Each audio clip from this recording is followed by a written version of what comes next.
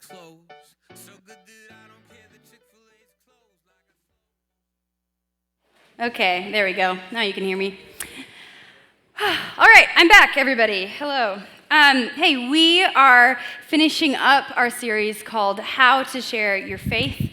Next week, like Isaiah said, we're going to be looking at some questions. We're actually not going to do that in a sermon style. We're going to do that in more of a discussion, kind of conversational style, because we realize that good questions lead to good discussions, not just to short answers. And so next week, we're going to really make that actually not sort of a formal sermon, but more of a conversation, which I'm really looking forward to. So tonight, though, as we're talking about sharing our faith, I thought it would be important to really kind of tell you the gospel message. And hopefully every week I do a little bit of this, like I tell you about Jesus and about why he makes a difference and all of those good things. But really, overall tonight, I want to really help you understand who Jesus is, what he came to do, and why that matters to you. Because I think that is really core to what we believe, and sometimes we can talk about it and around it with actually just ever talking straight to it. And I'm aware that in this room that there's a pretty probably wide range of faith in the room. That we can kind of go to like, hey, I would be in church every single day if I could. This is the best thing ever, to, hey, I'm not really even sure I want to be here if I believe any of this stuff, and everywhere in between. So I just want to start from a place that I think most of us can sort of maybe relate to. And the question that I want to start with is this. If I were to ask you, how do you think the world is going right now? What would you say? If I were to ask you how you think the world as a whole is doing, what would your answer be? Bad. Not destroyed. Optimistic. Thanks, Kyle. I think for most of us, we'd probably have a pretty similar answer. That we don't think that the world is going well. That when we look at the world, what we tend to look out and see is a pretty big mess. That when we especially look to our recent history, right? Like, I actually don't know if we're still in a pandemic or if that's over. I can't really tell, honestly. But we all saw what the past few years did to us, did to our world. That all of a sudden a disease could come and it could make people sick and die. All of a sudden, there could be something that could keep us from going where we feel like we need to go and seeing people that we care about, and that could take up a lot of our life. That could go for a really long time, and that could cause pain, not just to us in our physical health, but like to our mental and our emotional health too. And then about a year ago, we saw Russia invade Ukraine and a war begin.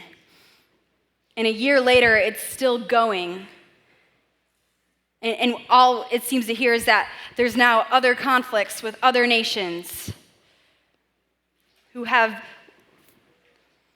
things at their disposal that could cause a lot of pain and destruction. And no longer are wars just something we hear about in history class. They seem to be a part of our current reality. And then there's the systematic issues of the world, right? Racism and sexism and all of those things where people look at something about another person and they decide that somehow that can detract from their value. Somehow that can mean that they ought to be treated a different way. And we look at that and we go, wait, that is not the way that it should. We look at a world that seems to be dying. We look at an earth that seems to be in the middle of a crisis. And we're told that we need to act and change now, but it feels like we're just one person. And can we really make enough of a difference? And then even within our own community, things seem to be going more wrong than right. I can't believe the amount of times in the past few years I've gotten a text that says, hey, this school is on lockdown right now. Or I've gotten a text saying, hey, this student's passed away, and I just have to hold my breath and hope that it's not one of you.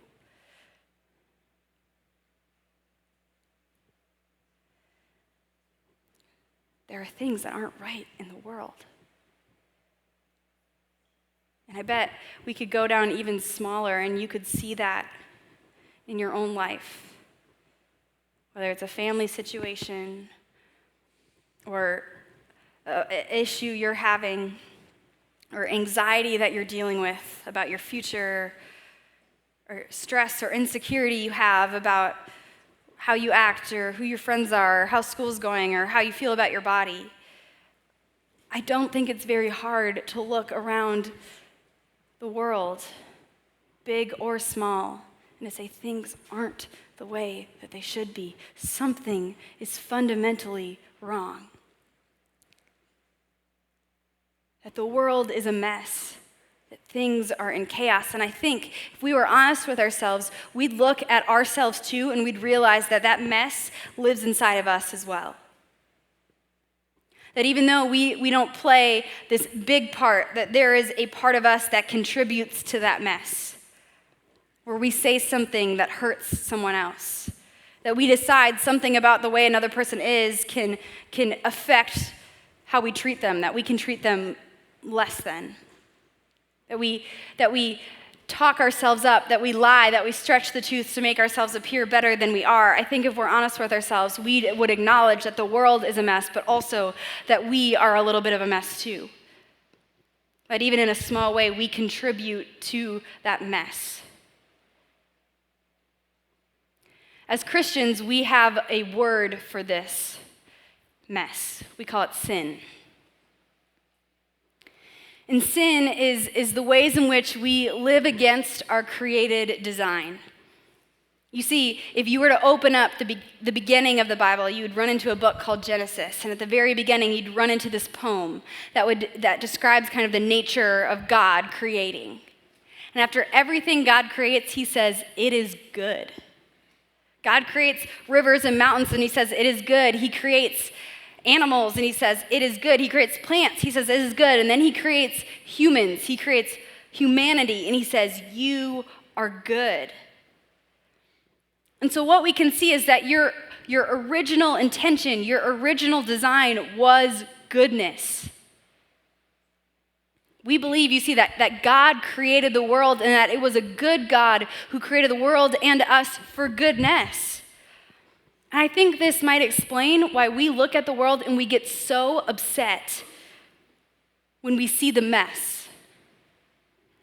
If there is no God, if this is all just made up, why do these things upset us? Why should we care? If the world's not supposed to go any certain way, why does it affect us so much when we say, hey, there's something in me that says this is wrong? As Christians, we believe that that's because that God created the world good and he created us good. And there's something inside of us that longs to see that good world. There's something inside of us that longs to be good and whole ourselves. And although we might not actually see it very often, we still want it. I think one way to explain it is like this. This is my best attempt at stained glass. I think it gets the job done. Thank you. Thank you. I am selling this after, so highest bidder. But I think we can kind of see the world like this, like a stained glass picture. But one that's not quite perfect. I think we have a picture of an actual stained glass on the screen, where we can see pieces of beauty and goodness. Where we can look at this and say, I understand that this is supposed to be a beautiful picture. But along the way, things have happened. Glass has been knocked out. Glass has been shattered on the ground. And so what we see are bits and pieces of a beautiful picture, but also a lot of chaos and a lot of destruction. I think that's a pretty good image for the world. That we see bits and pieces of goodness and beauty, but we also see the destruction, the mess too, the sin. And so you might be wondering, okay, then if things were created good, and if things currently are bad, what happens? What do we do about that? And we actually believe as Christians that we don't do all that much about it. You see, we tried to do some stuff about it. We thought, hey, if I could just live the right way, we could maybe make this back to the way it should be. We could put the pieces back together. But the truth is that no matter how much we tried, we couldn't quite get the picture the way that it should be. We couldn't do it on our own. We couldn't make this world good all on our own. I don't know if you've tried to be like sinless. I don't know if you tried to be perfect. I don't know if you believe that you could somehow control the whole world and the decisions that everyone makes in it. But pretty quickly we realize that we can't solve this problem ourselves. And that good God that created a good world, we believe that he did something about it. That the creator of the world steps into creation. That God comes to earth. That he lives amongst the very things that he's created.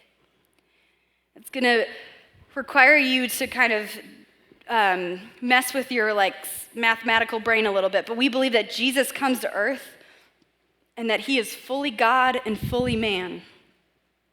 That Jesus lives amongst us fully as a human, but that he's also God, the creator and the creation. And that means that he can do things that we can't. That he actually can live this life where he totally and completely loves God and loves others, and he actually has the ability to put some of these pieces back together. But the world is still fundamentally broken. But pieces can still get knocked out of the frame again. So in order for things to really, truly be made right, something is going to have to change.